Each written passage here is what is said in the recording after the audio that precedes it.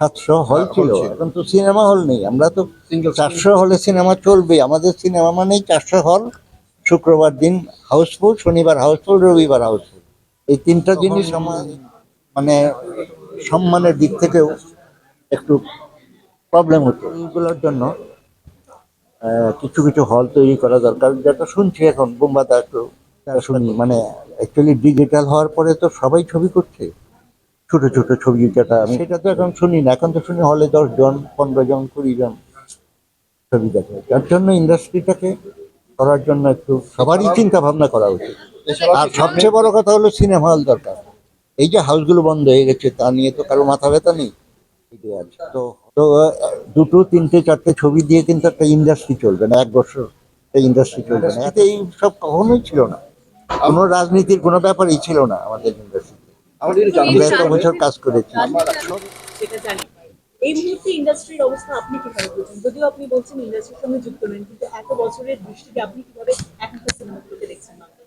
এখন সিনেমাগুলোর তো রেজাল্টটা শুনি। মানে অ্যাকচুয়ালি ডিজিটাল হওয়ার পরে তো সবাই ছবি করছে, ছোট ছোট ছবি, যেটা আমি বলি, সেইগুলো তো সিনেমার মতো হয় না, কিন্তু রিলিজ হয়। সিনেমা হলে রিলিজ হয়, কিন্তু সিনেমার মতো হয় না।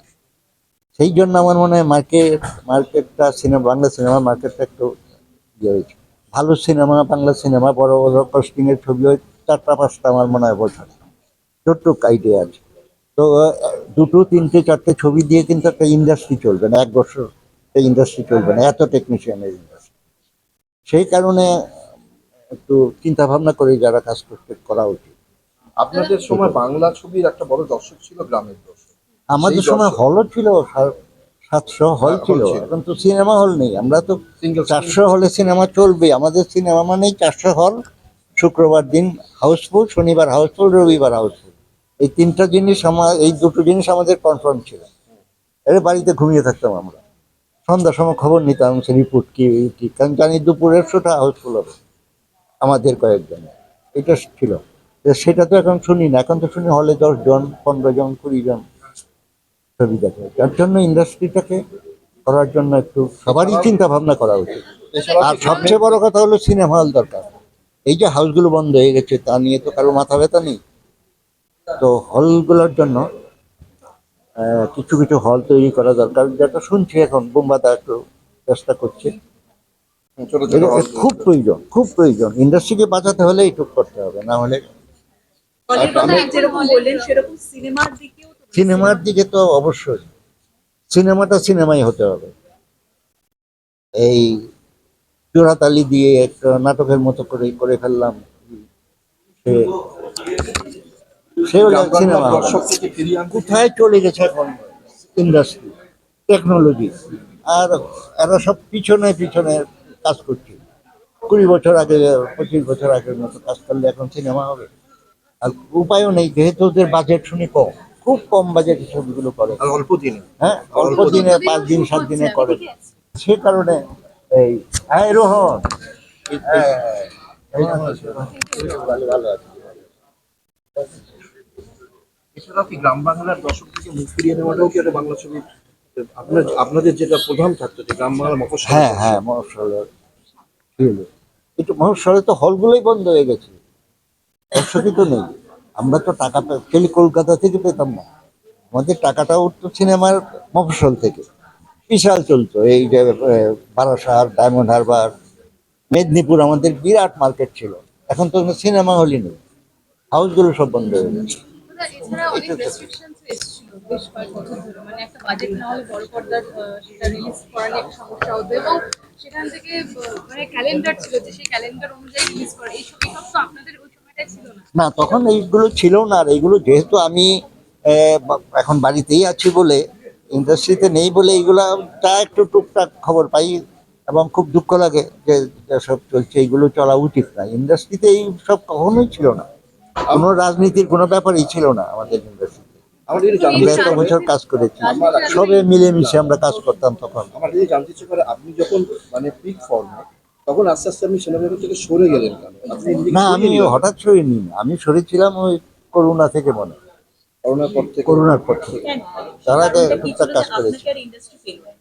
না, ইন্ডাস্ট্রিতে আমার তখন আর অ্যাকচুয়ালি আমি মেন্টালি করতে পারিনি, অ্যাডজাস্ট করতে পারিনি। কোন কোন বিষয়গুলোর সঙ্গে আপনার পরিবেশ ভীষণ কি বদলে গিয়েছে? এটা হলো প্রথমত হলো রিলিজের একটা ব্যাপার ছিল, যে হল কি নাই। তারপর এত ডিজিটাল ছবি হওয়া আরম্ভ হলো না, ইন্ডাস্ট্রিটা একটু গন্ডগোল হয়ে গেল। এর আগে আমরা কাটিয়েছি ওই চিট ফান্ড, মনে আছে? চিট ফান্ডের জন্য একটা গন্ডগোল হয়েছিল, তখন কিন্তু আমাদের এত অসুবিধা হয়নি, আমরা ঠিক মার্কেট ঠিক ছিল, কাজ করেছি। কিন্তু এইটা হওয়ার পর, এইগুলো হওয়ার পর ওটাকে সামলানো যায় না। তখন মানে সম্মানের দিক থেকেও একটু প্রবলেম হতো আমাদের। আর কিছু তো সম্মানটা তো বাঁচিয়ে রাখার চেষ্টা করেছি, সেই জন্য অটোমেটিক্যালি পিছিয়ে গেছি। পিছিয়ে যাবার কিছুদিন কাজ, 2-3-4 বছর কাজ না করার পর একটা বাজারে লোড হয়ে গেল, আমি বসেই গেছি, কাজই করে। তার জন্য কেউ যোগাযোগ করেনি, খোঁজ নেয়নি কেউ? না কেউ খোঁজ নেয়নি, যোগাযোগ হয়নি কারোর সাথে। দু একটা যাও কথা হয়েছে, কিন্তু আমি সাহস পাই। দু একজন যোগাযোগ করেছে, একদম কেউ করেনি সেমন না, করেছে, কিন্তু আমি ওই মার্কেটের অবস্থা থেকে সাহস পাই। আবার এই যে আবার যে ফিরে এলেন, কোন উৎসবে ফিরে এলেন বা কোন ফিরে এসছি মানে কি, অ্যাকচুয়ালি একটা একটা দুটো আমাদের পরিচিত লোক সিনেমা আরম্ভ করেছে, তো ওরা বলেছে যে আপনি তো ডিরেকশন দেবেন না, আপনি আমাদের ফ্লোরে উপস্থিত থাকুন। তো আমি বললাম, ঠিক আছে, সময়টা কাটবে, 4 ঘন্টা 6 ঘন্টা থাকবে। এটা দিয়ে একটা ছবিতে আমি ছিলাম, তাতে বোধহয় একটু অনেকেই এসে প্রচার হয়েছে যে উনি তো আবার কাজ শুরু করেছে। আসলে আমার কাজই না, কাজ শুরু করেছে। তারপরে এরা যোগাযোগ করে, এরা এসেছিল অ্যাকচুয়ালি অনেকদিন আগে, আমার কাছে এসেছিল প্রায় 1-1.5 বছর আগে। তখন এই গান টান করবে টরবে এরকম। তারপরে আর যোগাযোগ হয়নি, কিন্তু সব রেডি করে আবার যোগাযোগ করে তবুও আমার খুব একটা ইচ্ছাও ছিল সেরকম না। তো ওরা খুব ভালো, মানে এমনভাবে ধরলো, আমি বললাম তাহলে ভালো ভালো আর্টিস্ট নিয়ে তোমরা চেষ্টা করো, তাহলে আমি চিন্তা ভাবনা করছি। আপনার সিংহভাগ ছবিতে বোমবাদা আছেন? হ্যাঁ, হ্যাঁ, আজকে মনে আসছেন, কিন্তু মনে এই ছবিতে কাজ থেকে নেই। না, আবার কি বোমবাদা ভবিষ্যতে নেবেন ছবিতে বোমবাদার নেই। সঙ্গে আবার কাজ করতে? ভাই আসতে তো কথা 100 বার হচ্ছে। 100 বার ইচ্ছা আছে, এবং হয়তো করবো। শেষ ছবিটা বুবাদার সাথে করবো, লাস্ট ছবিটা। তাতে এই যে রাজনীতির এতটা ইনভলভমেন্ট টলিউড ইন্ডাস্ট্রিতে, এটা কি কোথাও একটা সমস্যা হয়ে দাঁড়িয়েছে? না, আমাদের সময় এই রাজনীতি ছিল না বাবা। তারপরে এই রাজনীতি যখন বেশি হয়েছে, তখন আমি নেই ইন্ডাস্ট্রিতে, কাজে আমি এত খবর জানি।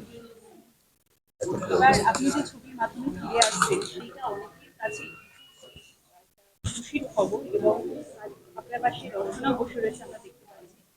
এই প্রজন্মের আপনি কিভাবে দেখছেন? খুব ভালো দেখছি, তো বলেছি।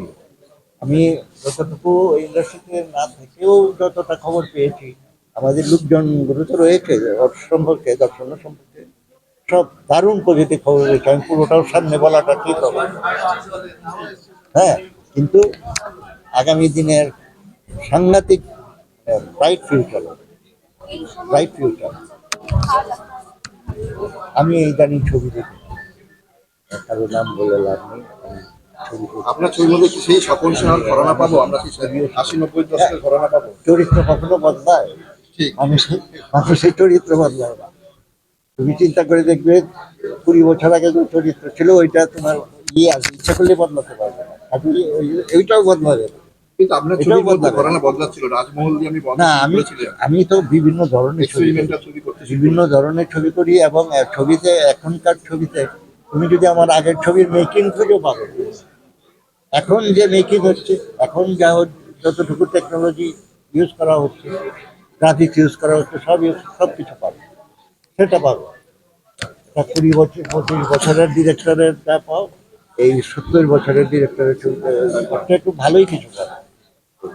এই ছবিতে আরো একটা বিষয় হলো, সেটা হচ্ছে আমরা দেখছি আশরাফ ভোঁসলেজির গান রয়েছে এবং জুবিন গার্গের গান রয়েছে, হ্যাঁ, আরো অনেকেরই গান রয়েছে। সেটা সবকিছু অ্যাকচুয়ালি আমি ওই যে জুবিন আমার খুব প্রিয় লোক, খুব প্রিয়, কারণ ও আমার একটা ছবির মিউজিক ডিরেক্টর ছিল, ছবির মিউজিক ডিরেকশন দিয়েছে। তোর সাথে সম্পর্ক খুব ভালো ছিল, বহুবার বলেছে ওকে ওই আসাম থাকে, আসামে যাওয়ার জন্য। যাই হোক, যেহেতু ওর গান মানে আমার, যেহেতু আমার খুব প্রিয় লোক, আর ও আমার আগে অনেক ছবিতে গান করেছে, সেই জন্য আমি তো আমার খুবই ভালো লাগছে। আর আশাদীপ তো তুলনা নেই, এটা তো বলে লাভ নেই, তো কিংবদন্তি লতা মঙ্গেশকর, আশা ভোসলে কিংবদন্তি। এই যে আশা ভোসলের গান মানে একটা বিরাট কিছু দর্শকের পাওয়া, আর এখন তো উনি নেই, ওনার শেষের গান বোধহয় ভালো ভালো। তখন বাবু এই ইন্ডাস্ট্রির প্রতি কোনো কি অভিমান হয়েছে? না না, অভিমানের কোনো ব্যাপার নেই, অভিমানের কোনো ব্যাপার নেই, এটা স্বাভাবিক, ইন্ডাস্ট্রির জন্য স্বাভাবিক। সবাই আছে, আমি আমার সময়ের তো অনেক ডিরেক্টররাই এখন কাজে নেই। আমি সুজিত দা, আমি, তারপরে প্রভাত রায়, বীরেশ চ্যাটার্জি, হর, আমরা একসাথে কত অনুপ দা, সবাই একসাথেই ছিলাম, একসাথে আমরা কত অ্যাডজাস্ট করে কাজ করেছি। সবাই প্রায় একটু বিদেশে কাজই তো করছেন। বীরেশ দাও বসে গেছে, অনুপ দাও কাজ করছে না এখন। সুজিত ঘোষের সঙ্গে তারপরে যোগাযোগ করেছে, উনি অসুস্থ। হ্যাঁ জানি আমি যোগাযোগ হয়েছে। এই অসুস্থতার কয়েকদিন আগেই আমাকে ফোন করেছিল, তখনই আমি বলেছিলাম, মানে কথাবার্তা যে বলছিল না, আমি বলছি আপনার কথা আটকে যাচ্ছে কেন, আমি চেষ্টা করছে না এই, তখন বলছে শরীরটা ভালো না, দিন দেখা করবো। ঠিক আছে, এরপরে তো শুনলাম, এটা অনেকদিন আগের কথা, মাস 4-5-6 মাস আগের কথা। এই অবস্থা, যাই হোক, সবাই সুস্থ থাকুক। আপনি আগে সুস্থ থাকুন। আপনি একরকম আরো আছেন অনেক কিন্তু, ছবি উপহার দিলেন। আপনি একরকম আছেন, বলুন কিন্তু মুখটা খারাপ হয়েছে।